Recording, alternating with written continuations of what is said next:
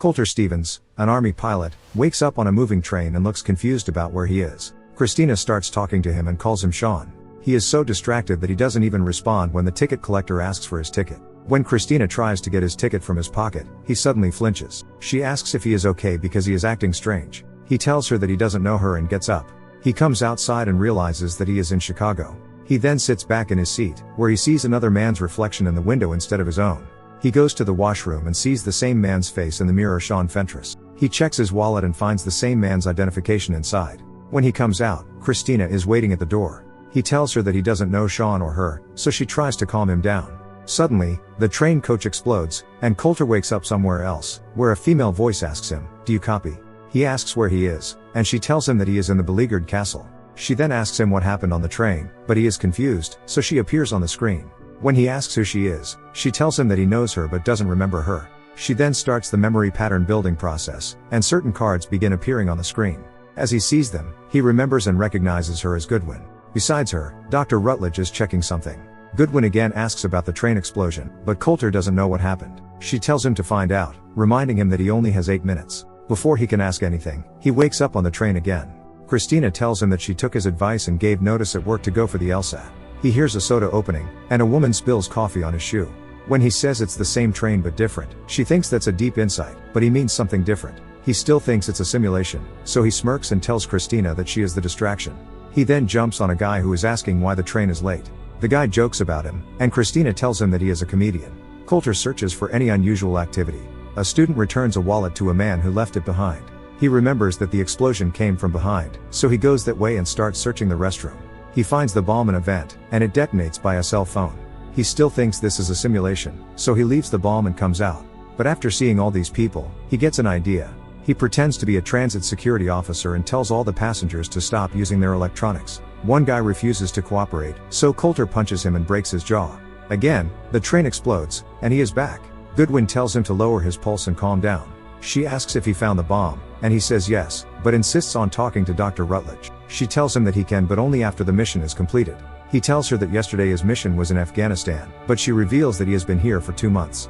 He feels confused and starts questioning everything, but Goodwin keeps asking him questions about the bomber. He refuses to cooperate, so she asks Dr. Rutledge for permission to give him more information and he agrees. She tells him that at 7:48 in the morning, a train exploded outside Chicago, killing everyone on it. She tells him that Sean was on that train, and that he is now Sean. She explains that the more time they waste, the more civilians are put in danger, and that this explosion is the first one in a series. He tells her where he found the bomb and how it detonates. She tells him that just before the explosion, a freight train passed by, so the bomber should have been watching it. There are 52 callers, so he needs to find him. She tells him to notice if there is anything unusual and focus on the task before sending him back. Christina tells him the same thing again, that she took his advice. This time, Coulter sets his watch for 8 minutes and notices the woman who spills the coffee beforehand. Coulter tells Christina that she is kind and decent, then asks the conductor if he noticed anything strange. The conductor says, "Yeah, you." Coulter asks Christina to sit beside him and play a game of spotting something strange. She makes funny comments about every passenger. When Coulter asks about a guy coming out of the restroom, Christina tells him that they shouldn't be racist. She also reminds him that he went to the restroom before, so he checks the man's bag and diary and finds coffee with Christina written inside. When he tries to follow the guy coming out of the restroom, he asks Christina to come with him and kisses her. They come out of the train, and he follows the man, leaving Christina outside. Coulter goes into the restroom with him and looks at him suspiciously.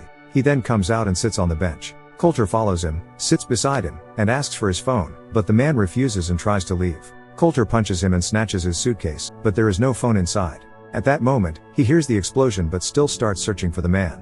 The man pushes him onto the tracks, and an incoming train hits him. Coulter comes back and sees everything frozen.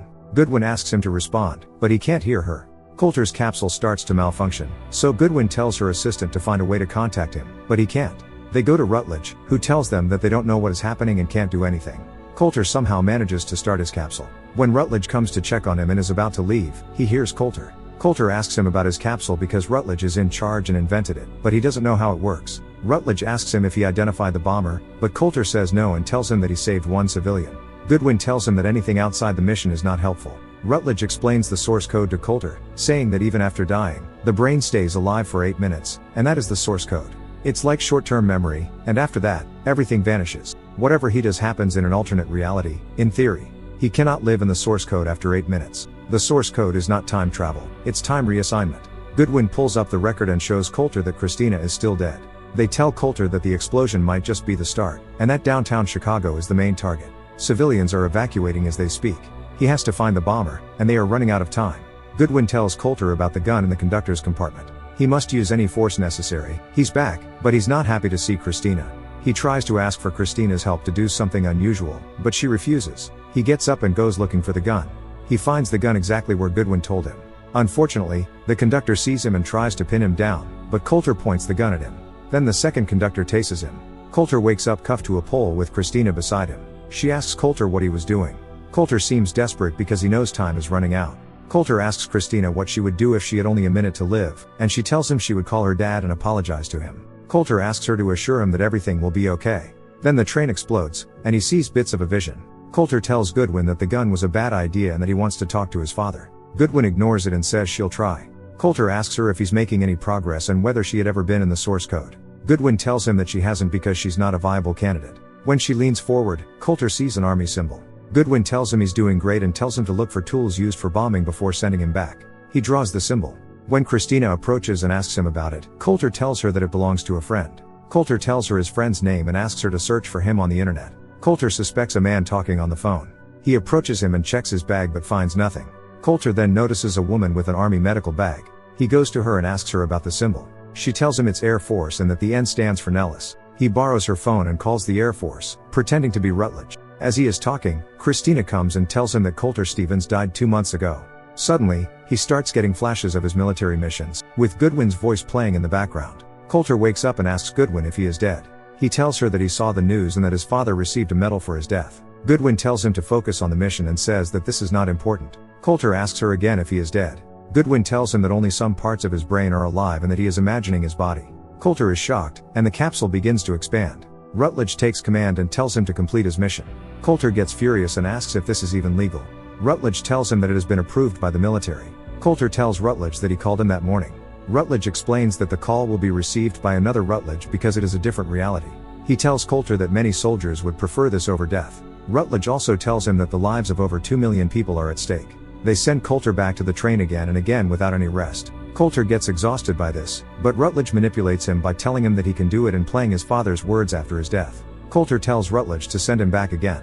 This time, Coulter goes directly for the gun and removes the cell phone detonator. With that cell phone, Coulter calls the last dialed number. The man whose bag Coulter checked earlier answers the phone, so Coulter threatens him with a gun. The man tells him to redial the number, so he does, but the ringing comes from outside the train. Coulter apologizes and leaves him alone. He then follows the man whose phone rang.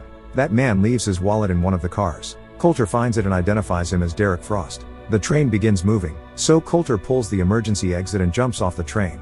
Christina spots him falling and is shocked. Coulter sees Derek going toward a van. He shows him the cell phone, but Derek ignores it. Coulter pulls a gun on him and asks him to show his wallet. Coulter realizes that Derek left it there to fake his death. Derek shows him a box in his van containing a radioactive explosive. At that moment, Christina arrives, giving Derek a chance to shoot both of them. Derek explains his reason, saying that the world is hell and should be destroyed in order to start over. Derek then leaves in his van. The train explodes because the bomb has a second detonator. Coulter again sees flashes, but this time with clearer images of Christina. Coulter tells Rutledge and Goodwin about the bomber's identity and the van. Rutledge and Goodwin thank him. Coulter requests that they send him back one more time. On television, Derek gets caught. Rutledge's superior gives him validation.